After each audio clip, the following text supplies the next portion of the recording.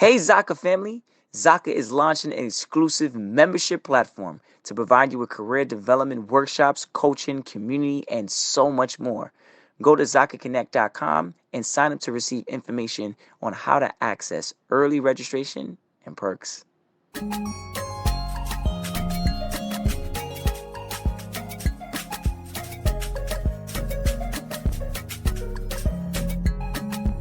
Hello, everybody. This is Paul Herman, the Prince of Motivation and host of Zaka Presents My Journey. We're creating this vulnerable and positive platform where you get inspired and motivated from different leaders from our community. Today, our guest is Sharon Gai, who is an author, keynote speaker, and former head of global key accounts at Alibaba. Sharon, welcome to the show. Thanks so much, Paul. It's great to be here. Pleasure's all ours. I definitely want to, hear a lot more about the e-commerce and obviously being a keynote speaker and the people you've spoken for. I hear that you've got a lot of people in attendance. So I want to hear a lot about that.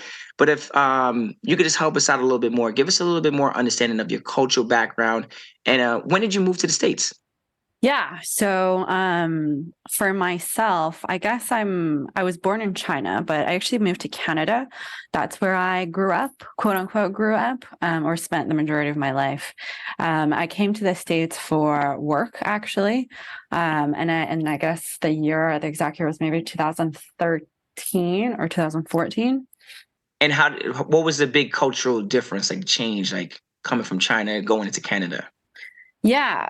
So I went to Vancouver when I was 7. I think I had probably a bit of a softer landing spot than some of my peers or other immigrants that I know, because Vancouver has a lot of Asian folks there. Okay. And then Vancouver is, if you're from there or if you know about it, it's again very, very divided, right? So there's the Van East, Van West. It's very Asian.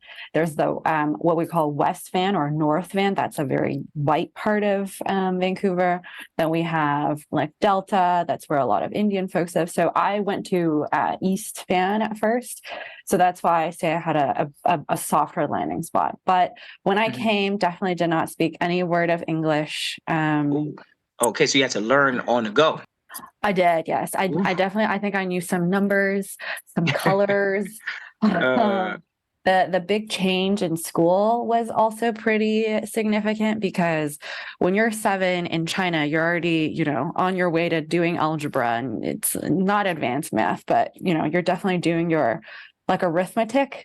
And then I just remember going to school the first day in Vancouver, and then this teacher gives me this coloring book, and I'm just like, oh, that's what we do in school here. Okay. Oh, wow. That, and you go home, you tell your parents too. You're like, Mom, Dad. They're like, what you do today in school? I colored. We colored. But don't worry. It was complex coloring at that point in time. Right. Yeah. Now we were graded on how if we like colored beyond the that's lines. Right. Come on, you wasn't gonna get a good grade with that one. No. Now this is a perfect setup for the question for your speaking engagements. How do you respond to like people when they ask like where you're from? Like obviously China, Vancouver. Like how do you break that down for somebody? Yeah. Right now, the way that I do it is I change my answer depending on who is asking me. Okay, good call. I like that. If somebody is asking me, yeah, it's really different.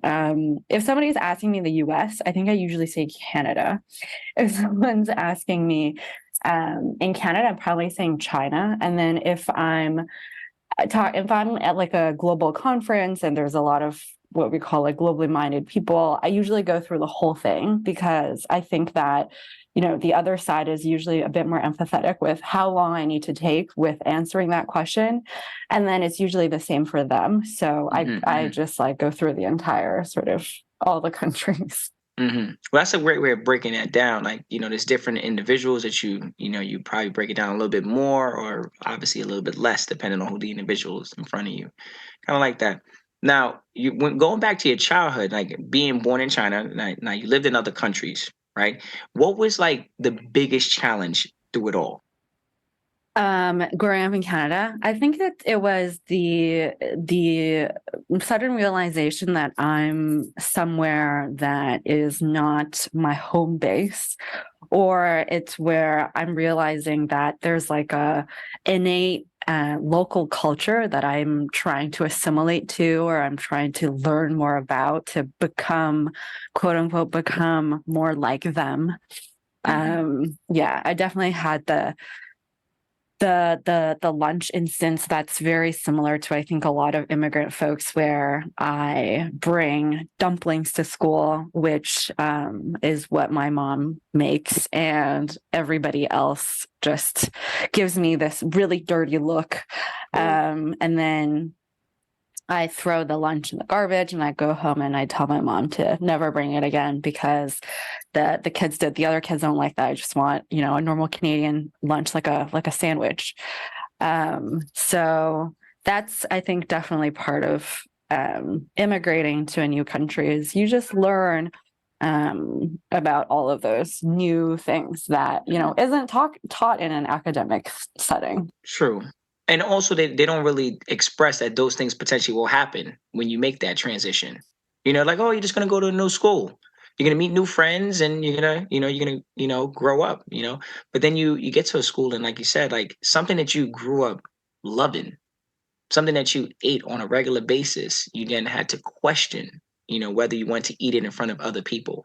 Mhm. Now, as we get older as adults, we probably like to share our culture and talk more about our culture. But I could only imagine at a young age, like not being able to be your true self at that point in time, at that table, especially in a social environment where kids all sit down at a kitchen. I mean, sorry, at a lunchroom table.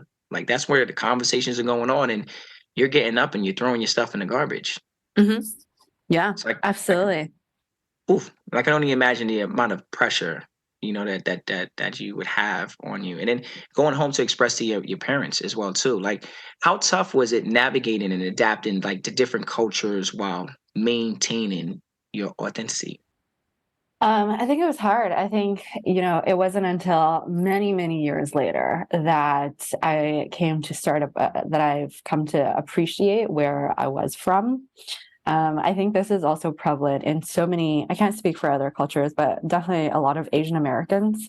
When I've shared this story during some of these sort of keynotes or talks or events, I think assimilating to, or trying to pretend that I'm local or Canadian or American or wherever you're, moving to. Or just trying to wipe away our past, or trying to wipe away who we really are. It's like I guess it's like a self-despising type of thing. And I'm sure, I mean, now there's that whole thing with mental health and, being authentic. But before, that was not a thing, right? That was, Mhm. yeah, it was just expected of you to do that. And if you couldn't, and if you didn't pull the weight, then you were probably excluded from a lot of opportunities, as small as like being picked first in kickball, as large as a certain class that you wanted to take, or some sort of activity. So yeah, I think it's very important to teach our kids this now in 2023. I do not know what is out there for teenagers or kids that are at that age today, but there was definitely nothing back then. Mhm. Now, growing up, like you growing up in China, you came to Canada, obviously seen other countries and stuff like that. But like, what were you thinking at a young age? Like, what was going to be your career? Like, what did you want to become? I think I've always been I think that was one good thing about maybe my family, is in that I think, from an Asian family, it's always a doctor, lawyer, or engineer, right? Those are like always the top choices. Those are the stable choices. I think my family was a bit hands off with that, at least, in encouraging me to explore whatever I wanted to growing up. I think those were definitely um, things that they wanted to push me to maybe, but didn't force me into. Because I hear so many from my Asian friends or counterparts that, they were forced into picking a certain major. It was like that, or, please leave the house kind of thing. But at least for my family, it's not as harsh as that. I think I was just definitely more encouraged to do a lot more extracurriculars, student government, things like that. And so that became a lot of my interests. I started writing at a very young age. I think as soon as I grasped the English language, it was like a natural thing for me to start writing. So writing has always been a big part of me growing up, and then now also as I'm older.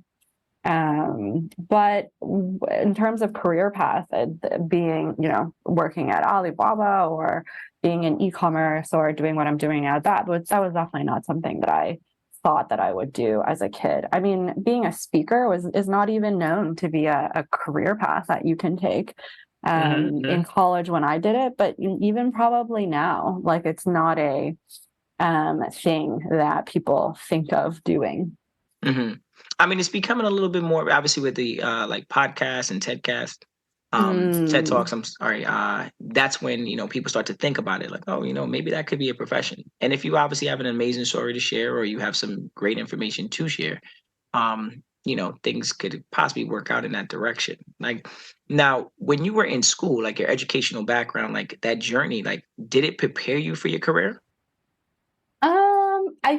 I think so, sort of. What I would say is Canadian education is pretty different from American schools, in that I think now that I've moved around and seen a lay of the land, I think Canadian high schools, they are pretty good at teaching you the bare minimum, or what's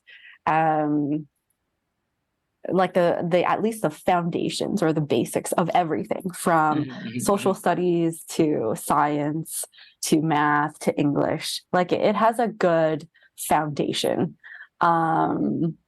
Because my younger brother, he's traversed both countries, so he did high school in both Canada and the US, and this is also his feedback to me as well. Apparently Canadian high school is also harder. Like, it's harder to get good grades in Canadian high schools versus the US. Like, I hear of these like perfect GPAs and whatnot. That's usually undoable in a Canadian high school. Like, I remember my English teacher just saying, the most you will get out of this class is 90%, because every single piece of writing or everything that you give to me will have somewhere to improve on. Like, I cannot give you 100 out of 100. He just straight up told us that. So that's like the highest score that any of us ever received from that class. There's always that one student in the room like, yeah, I'm gonna get that 100. And the teacher's like, no, hands up, that was me. But I still couldn't. Yeah. Oh my gosh. You're like, I just put in all this work and you gave me a 90. Right. Yes. But I kind of catch that philosophy right there. Like, there's always room for improvement. So why would you get 100? Yeah. Why would you? Right. Yeah. But then it's like, but if the person deserves it, give it to them. Well, that's the thing is, call it, that's a good mindset to teach students from a part of that teacher, or you can call it, that's like very unfair when, right, a Canadian high school student is being compared to somewhere else that does give out higher scores and perfect scores. And then that other kid makes it into whatever college or job, but then the 90% does not. So, it's just like a toss-up. Now, after college, what was the career like? How did you start off? Like, what was the first thing you were doing? Yeah. And, like, what lessons did you learn from like those experiences? Yeah. So I definitely was one where I graduated with an arts degree, in the sense of, I guess, a humanities degree, but I still went into tech. And the reason for that is because I went to this case competition that was modeled after Donald Trump show, The Apprentice. That was really big back in the day. And so somebody at my college organized like a competition like that. So we had, I think, 20 people. And then you go to a new company every week. You work on a case. And then there's a losing team and a winning team. And in the losing team, someone's fired. And so I did that. And then the last company that we went to became my first employer. So the prize was a guaranteed role within the company. And so that's how I sort of started my career in tech sales, is going into that place. Mm-hmm. Now, talking about your corporate experience, I mean, I see you had worked for like head of global key accounts at the one and only Alibaba, like one of the biggest companies in the world. Like, what did you do there, and like, what was like your proudest accomplishment being there? First of all, I'll just define like what it is, because I think a lot of people do not really understand Ali. So in what we call the US, we have the FANG companies, right? Facebook, Amazon, Netflix, Google. And then in China, we have what we call BAT. So BAT stands for Baidu, Alibaba, and Tencent. So those are the three largest tech companies in China. And coming into Ali, I was recruited into this type of global leadership program. So one day I received this in my LinkedIn from one of the VPs there. He was employee number 52, so he was very early on as an employee. And the idea was, the program was a brainchild of Jack Ma's. So he had wanted to create this program where he would recruit a lot of very globally minded people, train them in Hangzhou, which is where Alibaba is headquartered in China, for a year, and then release them back out into the different offices of Ali, the global offices. All around the world. All around the world, right. So the idea is to take these people from around the world, move them to Hangzhou, which is a tier 2 upcoming tier 1 city in China, train them and more so immerse them into the culture, because as opposed to a Western or US company, Chinese companies are very, very bad with maintaining a global culture. And so you really have to be in China to experience it all. And so, so for a year we were there, and then we would come back into so if you were picked from Australia, you go back to Australia. If you were picked from Singapore, go back to Singapore, London, and the US. And we had people come in from all corners of the world. So it was a very interesting experience. I eventually worked my way up to a head of global key accounts role. Not sure what I would say is. Congratulations on that. Yeah, thank you. It was definitely a journey from day one to eventually leaving the company. I remember the first day that the 20 of us were in this conference room as a welcome. There was a big PowerPoint slide that came up with Jack Ma's face, and it said, I promise you no riches or fame, but I do promise you a lot of suffering. That was the first welcome that we got from this company. Everyone's probably looking at themselves at the table like, well, what did we get ourselves into? Yeah, and how do I book a ticket back home? But I think we were all in for a ride. Yeah, and I'm happy to tell more about the Alibaba story and how they're oriented as a company, because it's a very unique one. And I do say, and I think a lot of us can agree that we all suffered a lot. Everything from the language portion to the cultural portion. I think heavily more so the cultural side, but we were definitely challenged a lot as well. And it was there that I made up that term culture fluid, which is something that was my TED Talk was on, and then a recent interview was on, because it wasn't until I went back to the country where I was born that I realized this cultural dissonance or jarring cultural setup of the world, that I started to create this word called culture fluid, and creating a mindset, or more so just realizing what is the right mindset to have when you are in a situation of very opposing or opposing or dissonant cultures and clashing. I don't think I truly understood or felt that when I was back in Vancouver and, learning English and learning how to color. But I more so felt it going back into China. Yeah.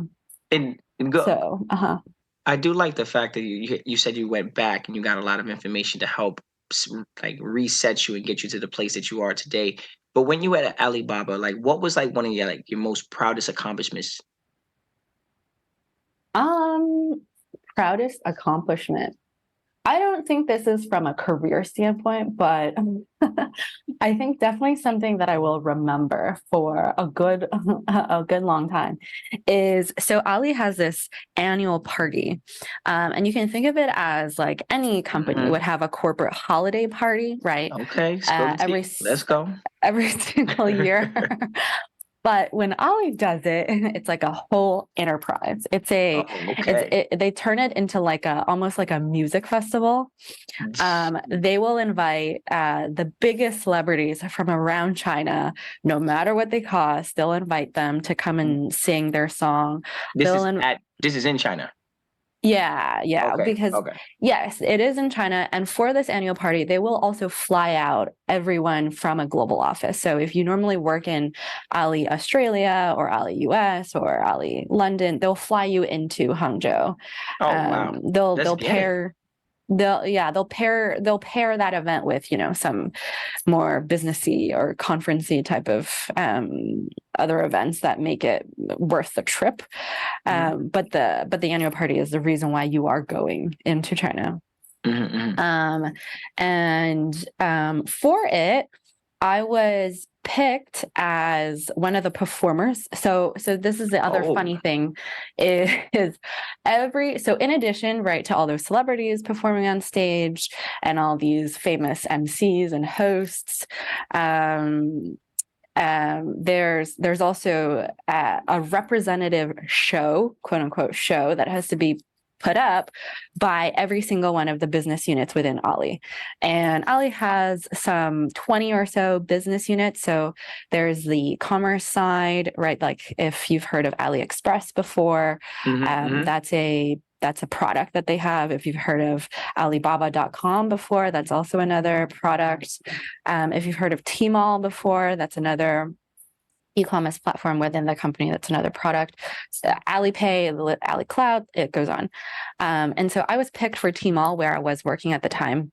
And so we would practice so long. And also Ali invited these very professional dance teachers.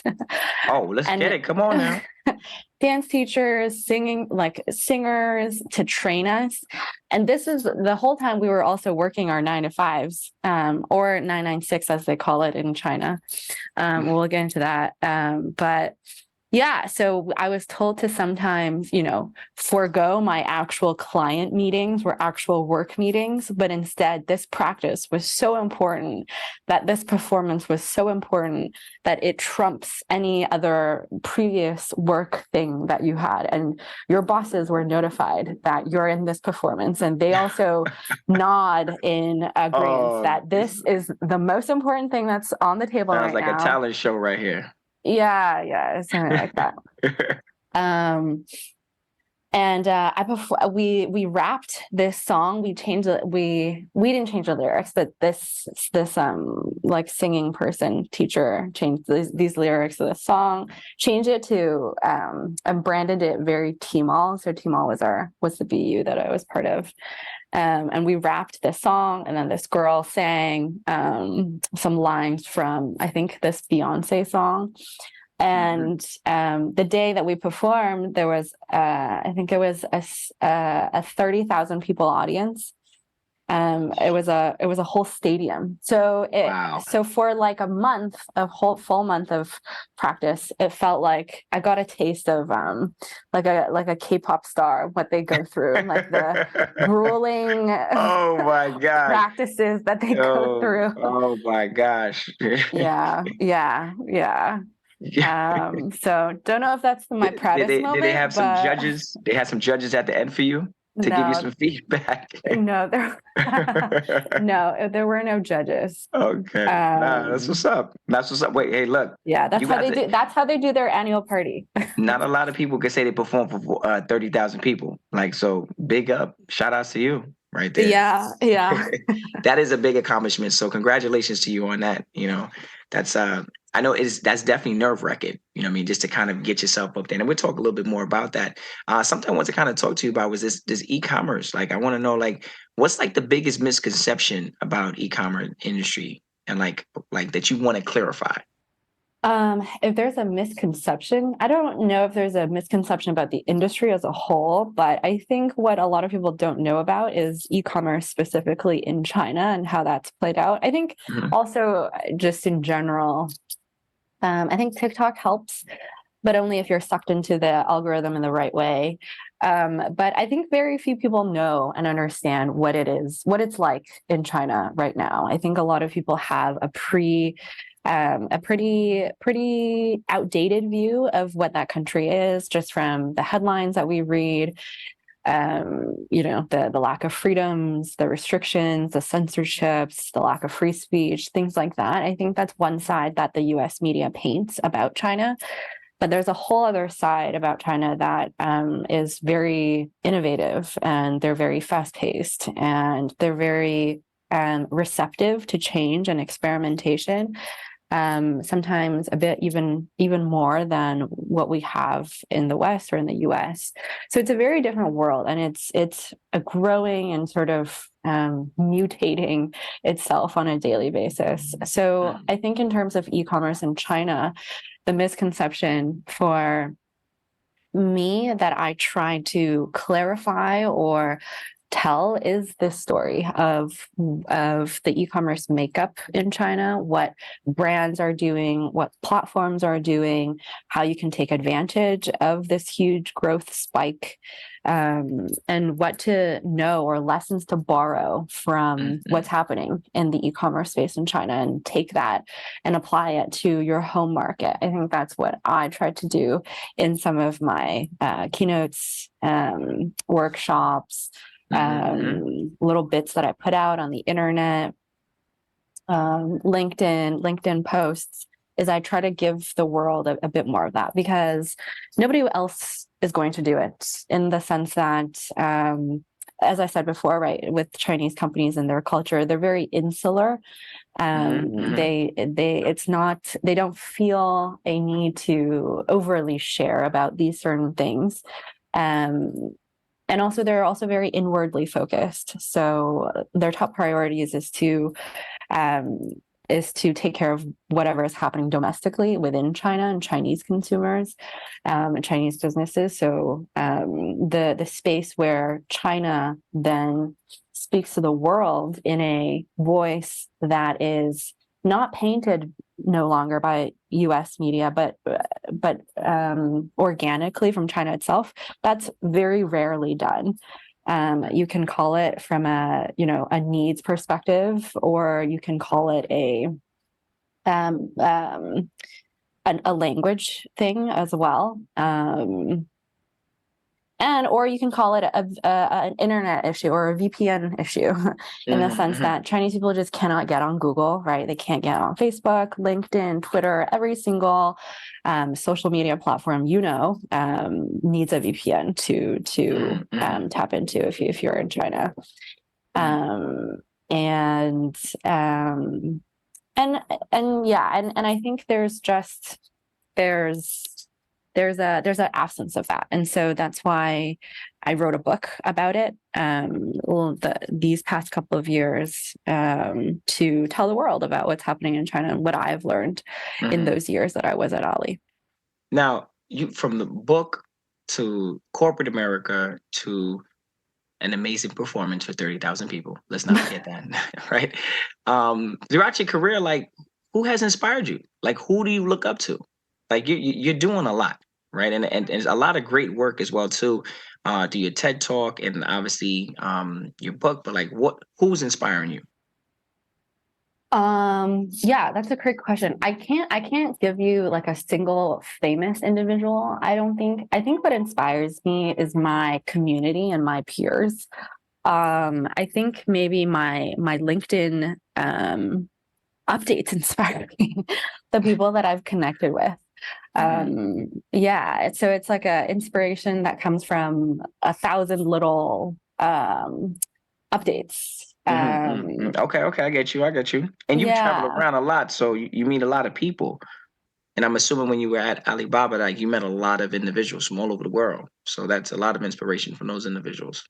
Probably. And Yeah. then with the obviously with the keynote speaking as well too, which we're going to talk a little bit more about as well. But you get your inspiration from bits and bits of things. It's not just one individual or a book that you read. No, definitely not. I mean, I definitely I read my fair amount.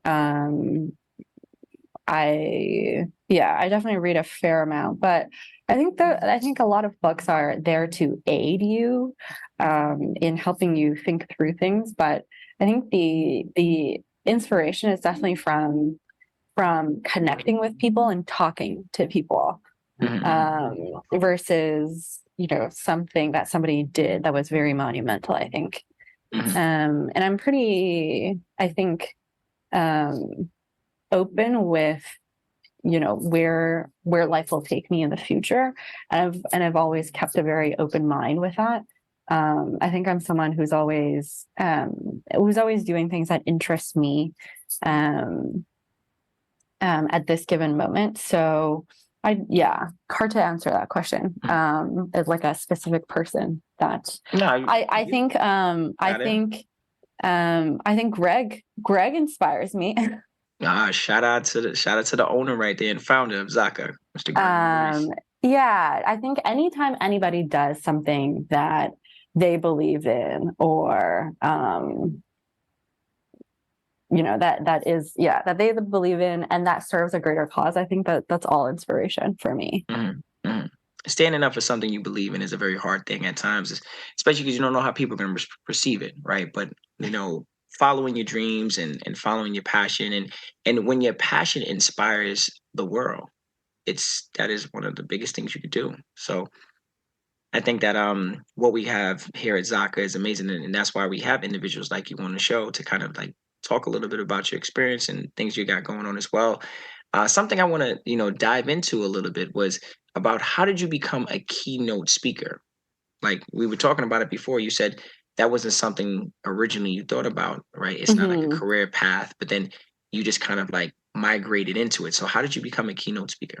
Yeah, so I think it started when I was at Ollie. I was in a role where my name and face was just in a lot of conferences that the company would host, and then we published it, and then that's where other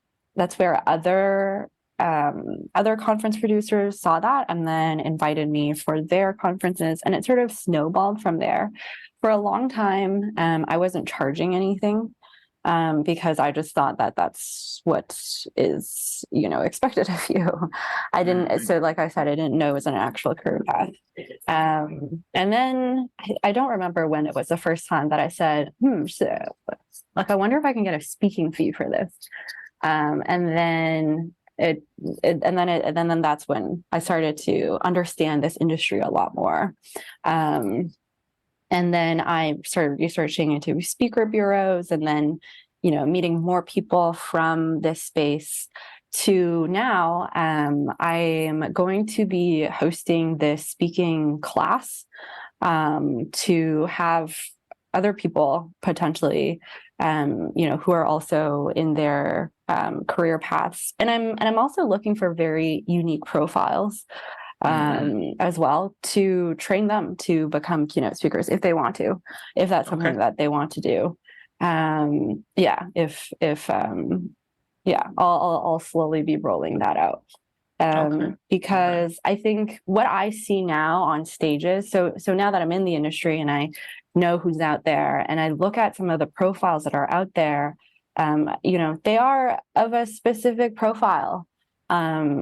My face and my background is it's very rare to find someone who looks like me, or is from where I'm from, or does what I do. I think that's the unique element. That's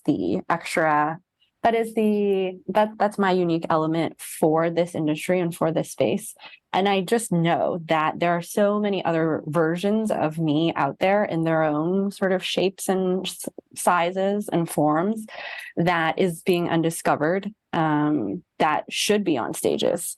That if we put those people on stages, they would tell such a different story that is true. Would probably inspire other people and would probably just provide a different side of things, right?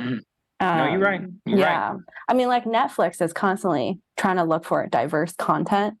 And we see that happening from a OTT or like a media standpoint. From a speaking standpoint, it's sort of the same. That we are also trying to find diverse content. And you're right. It's just slower to happen. The information might somewhat come across the same in certain areas, right? But like having a diverse group of individuals out there speaking, keynote speakers, they're, like you said, a different perspective on a lot of things. Now, the keynote speaking has led you to your TEDx talk, and I want the audience members to know that you have your own TEDx talk, and like, could you give us a little bit more information about that experience and how did you start that and where is it currently right now? Yeah. So I was nominated into a TEDx from another peer in the industry. He was very kind to do that for me. And I had not done it before. And so, I think throughout the process, I started to just reach out to other people that I know who I know had done one. And they were also extremely helpful with telling me, things to watch for. Like, don't wear an earring that day because the earring might rub against the mic and then it would create these sounds that would then be part of the official talk if the talk was actually published, because they will refuse to edit that out. Try to not veer away. I think something that she said was, it's totally fine if you forget a line because nobody will know other than yourself because you wrote it. Just a lot of great tips and tricks, how to stand, what to wear during the day, like things like that I am so grateful to her for.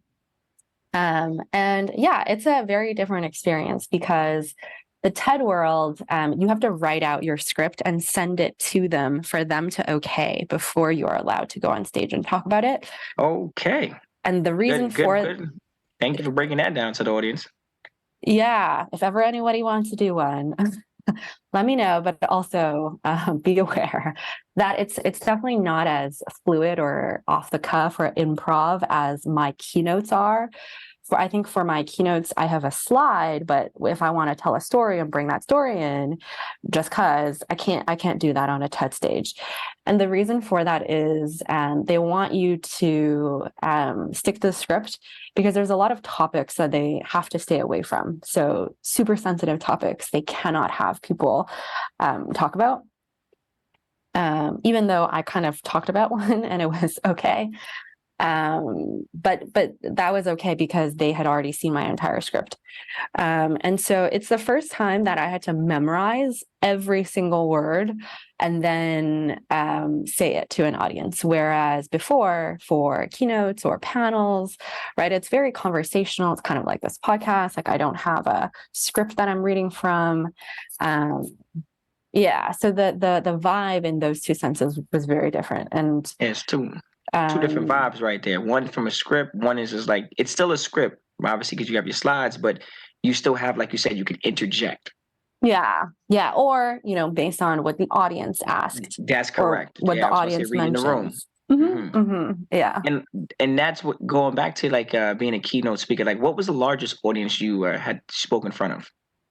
I think about 1,000 people. Hmm. Yeah. And is that a Um, conference? yeah, that was at a conference. Hmm.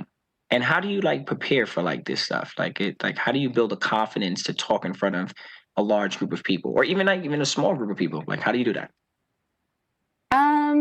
I think I I imagine people in their underwear. I think that helps. And Oh, you're gonna bring it then back to that. That was like a big thing right there. Back in the days, they were like, I remember in college, there was those movies. They were like, hey, just picture everyone in their underwear and you'll be fine. Like, I don't even know if I could do that. Like, I could even yeah, envision that. yeah. Um, I know you say you can't, but you really can. But hey, look, if it works, it works. I'm gonna try it next time. Yeah. I think just knowing that, people are there to listen to you, and that you bring something different to the table. And there's a reason why you are talking and not someone in the audience. Just knowing that is probably what gives me confidence, Hmm. Hmm. as strange as that sounds.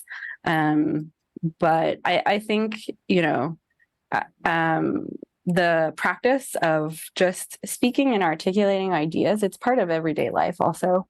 We do it all the time at work, in smaller stages, right? In Zoom meetings, in town halls, in different things that we have to address a team in. So all those smaller practices eventually pave way for a bigger um, audience, bigger live audience, like a keynote. Do you ever get nervous?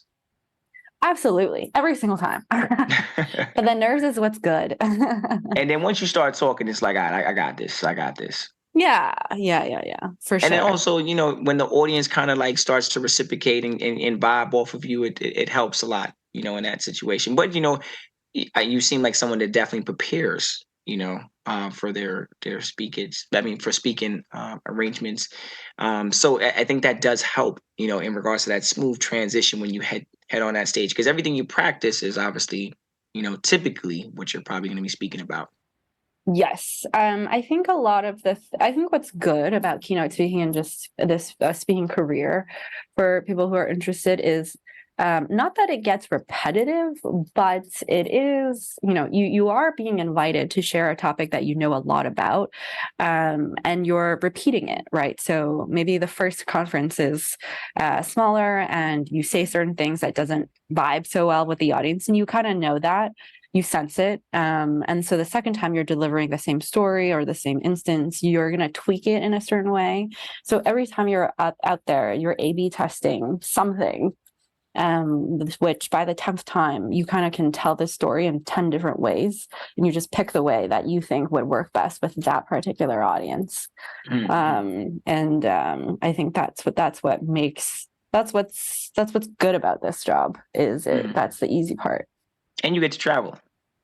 And you get to travel for You you free, which get is you always get good. you get to travel now.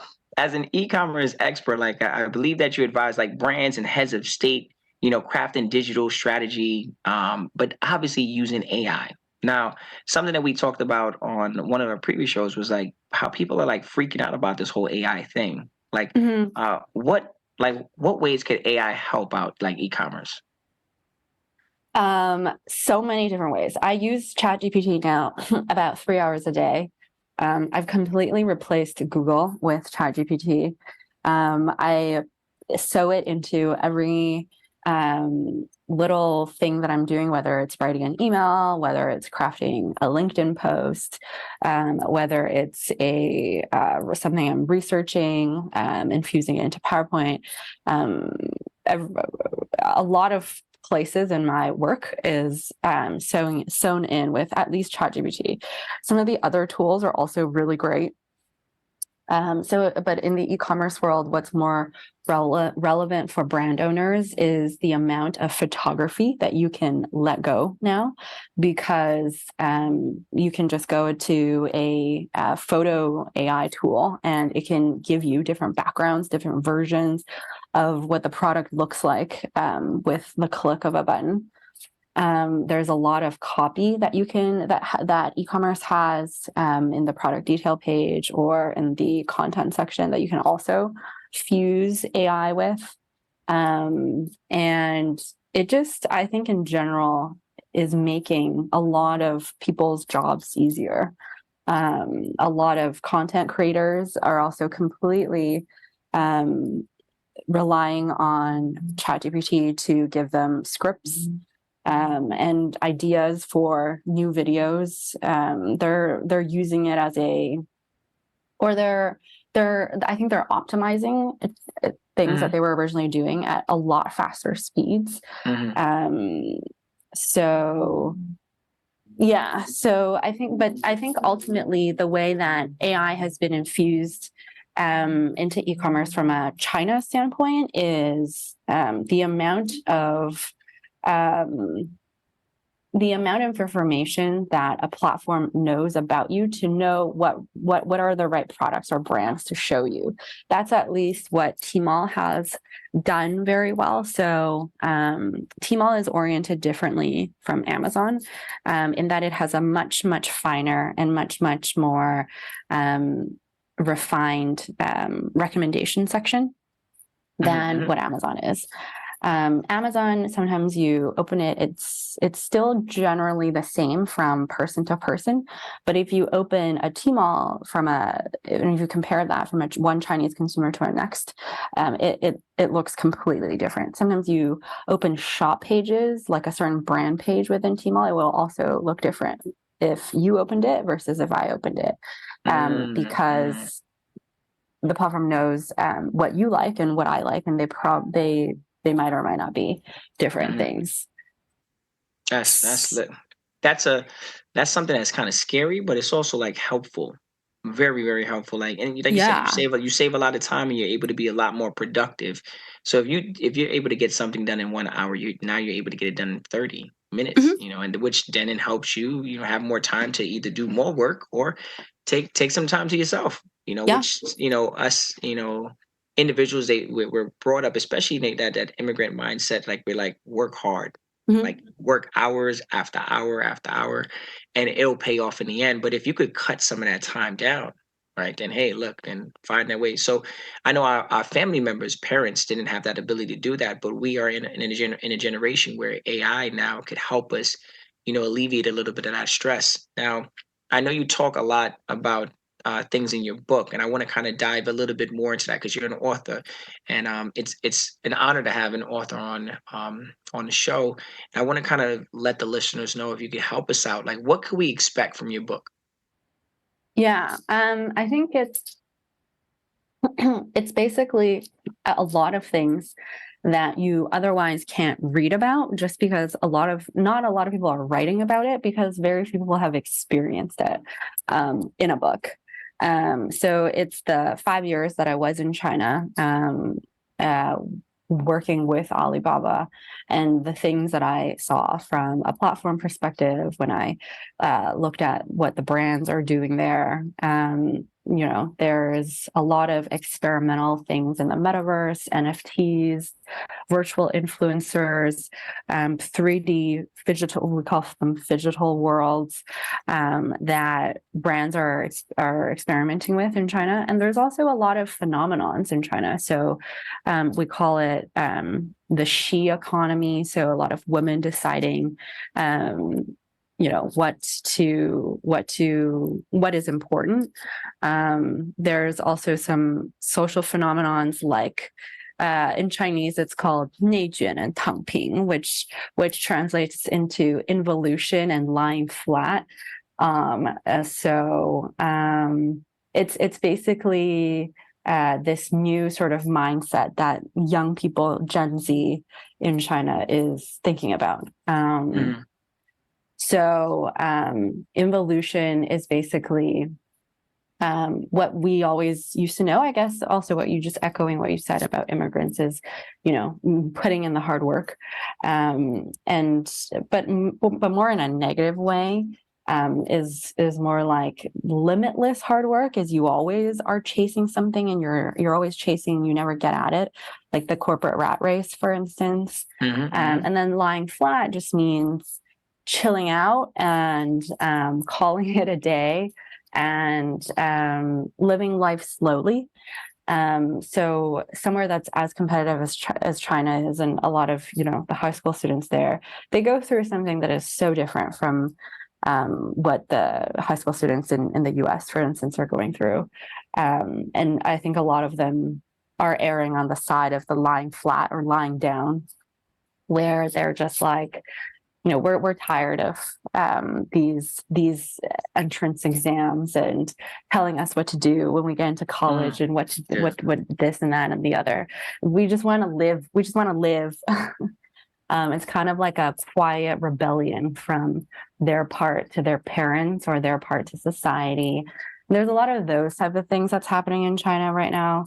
That is right. Just, we don't see that in U.S. media. In U.S. media, you mostly just see the spy balloon and the missile practices that they're doing on Taiwan, things like that. So the book is about giving a side of China that people don't normally see, but from an e-commerce perspective, mostly because that's where I was. But a second book that I eventually want to do is being a bit larger than just e-commerce and going more China society as a whole, and writing it in a way that's more organic and from the country itself, and staring away from the whole political situation and political light that we know China today. Okay, I get you. Now, something I want to, as we kind of conclude on our episode today, I want to kind of talk to you a little bit more about, like, for someone who's like worked in corporate, right? How can an employee utilize like their immigrant background as an asset? Yeah. I think the first step is to know that you are really special, as cheesy as that sounds. No, come on. Let it be known. Yeah, no, I think it's that. I think as an immigrant, I've also, gone through those times where I try to wipe away myself. You're like, well, like I want to be seen as a local. Like, what do I have to do to be seen as a equal, even? And I think that was just so large and looming in the front of my head that I forgot how unique I was, and like knowing how to speak Chinese and parts about Chinese culture, and knowing this whole other world. I totally forgot that, and I wanted to wipe that away.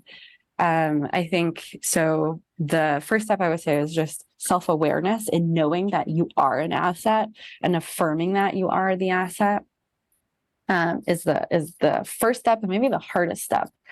The second one is to tell a story and be loud about it. Like, other people you will be so surprised at how much other people appreciate you for doing that. Because everybody, probably a lot, like a good portion of these immigrants are shirking from even stepping into the spotlight because they don't feel like they are the dominant local person or cultural person or person that's embodying this culture. They feel like I have to get there first and then I'll step into the spotlight or tell my thing or do whatnot. But I think that's when I think the world will get boring, right? When we're all homogenous and we're all like each other and we all, I don't know, live with a white picket fence and I don't know. That's what they say. When the it's American not dream fun right anymore. There. Yeah, no. Oh, that's right. But no offense to that American dream, though. No offense. Hey, look, to it people can live it if they want. It's not made for Yes. everybody. The American dream is, as we have as we gotten progress as people, right? The American dream has, transformed into so many different ways and so many different things due to the fact that there's so many different individuals, so many of us of immigrants background have, traveled over here, so that American dream is gonna not be the same for you or for me, for the next person. But sometimes people want to put us in a box and be like, no, you need a picket fence. You're like, no, no, no, no, no, no. That's not my American dream. I'm switching out of that. Yeah. So and hey, look, and it's to each his own. I know that, but everyone does come here because they feel like there is something here, right? And they make the best of it, however way they need to. Now, is there an event or something you've been through so many different things in your life, so many different careers, different countries you've visited, and anywhere from the TED Talks to the speaking to that big performance when you're gonna forget that, right? But like, tell us, was there like a big breakthrough that contribute to the person you are today? I think a pivotal time for sure in my life was those teenage years. So when I was in Vancouver, eventually my mom, who took me there, she went back to China, and so for the latter half of high school, I grew up with three other people that was sort of in my situation, but we were all around the same age. Mm-hmm. And that was kind of like adulting very fast. So it was scary at first, but I think that definitely made a dent into who I am today. In, I guess, learning at a very young age how to think for myself and just being independent, thinking for myself, critical thinking, problem solving, being pretty resilient with setbacks, and not and fearing little or trying not to fear things. I think that experience paved for that. And I guess I was still an immigrant at that time. I guess you kind of, yeah, maybe the immigrant cloak, you never really take off because that's part of your identity, no matter how long you've been in the States, or I don't know. But that experience also has changed a good part of me. And people ask me, do I want to raise my kids that way? And sometimes I say, yeah, maybe, because it really makes you grow up faster, and gets you ready for the world. And you definitely were ready for it. I mean, I don't know if the word was ready for you. We don't know. I still don't know. Well, Sharon, I just want to say thank you so much for being on the show today. Is there any last words you want to share with our listeners? Yeah, I think, definitely if you're interested in the speaking world, find me on LinkedIn, or I'm very easily found on LinkedIn. I try to respond to almost every single request that comes in, because I know what it feels like to be in those, to be in a place where you want help. Because I did that also. And, from all the people that I had mentioned, when I reached out, people helped me. So the only small thing the least I can do is to pay it forward. Really thankful for this experience and the time that you guys took to put this together as well. Well, thank you, Sharon, for again sharing your stories, giving us your insight, dropping some really good gems as well too, and giving us a lot of information on this whole AI stuff. To kind of calm a couple people down, right? But I just want to say to our listeners, if you want to hear more inspirational stories like Sharon, please check us out on ZakaConnect.com. Follow our social at Zaka Connect, and follow our feed, Zaka, wherever you listen to your podcasts.